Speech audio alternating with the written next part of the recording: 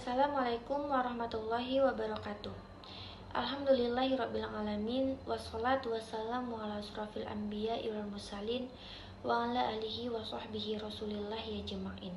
Amma ba'du. Perkenalkan, saya Dina Novita dengan NIM 0101232095. Di sini saya akan menjelaskan tentang penciptaan manusia dari unsur materi dan non-materi. Jadi, di dalam Al-Quran telah menceritakan bagaimana Allah Subhanahu wa Ta'ala menciptakan manusia dari unsur materi dan non-materi setelah melewati beberapa tahap pembentukan. Yang pertama dari debu menjadi tanah, yang kedua menjadi lumpur hitam yang diberi bentuk, yang ketiga menjadi tanah liat kering, dan yang terakhir Allah meniupkan ruhnya.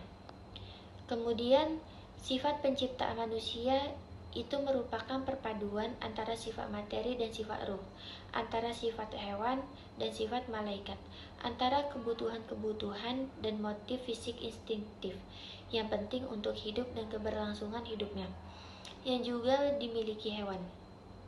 Setelah itu, manusia juga merupakan perpaduan antara sifat-sifat Tuhan dan motif spiritual yang penting untuk kemajuan mental dan spiritualnya. Baharudin juga menjelaskan manusia bermakna satu keseluruhan yang utuh, namun dalam tampilannya selalu menyodorkan sisi tertentu, seperti al-jismiyah atau fisik, nafsiyah atau psikis, dan ruhaniyah atau spiritual transcendental.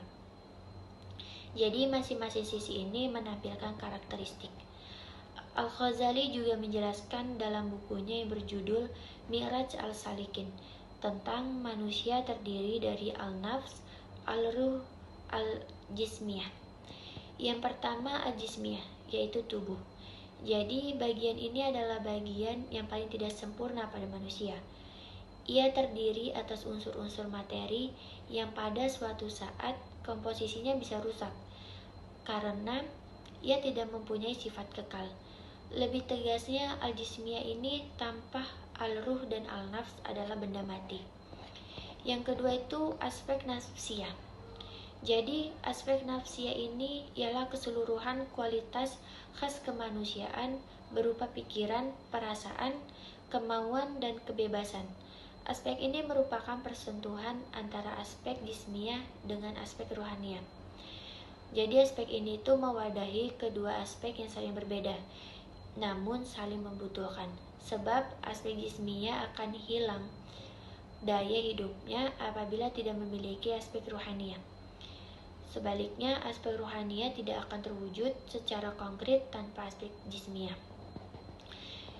Dan yang terakhir itu adalah aspek ruhaniyah. Aspek ini itu ialah aspek psikis manusia yang bersifat spiritual dan transcendental. Bersifat spiritual itu karena ia merupakan potensi luhur batin manusia. Potensi ini merupakan sifat dasar dalam diri manusia yang berasal dari ruh ciptaan Allah. Bersifat transcendental itu karena merupakan dimensi psikis manusia yang mengatur hubungan manusia dengan yang maha transenden, yaitu Allah. Jadi fungsi ini muncul dari dimensi al-fitrah. Berdasarkan hal itu, maka aspek ruhaniyah ini memiliki dua dimensi psikis, yaitu dimensi al-ruh dan dimensi al-fitrah.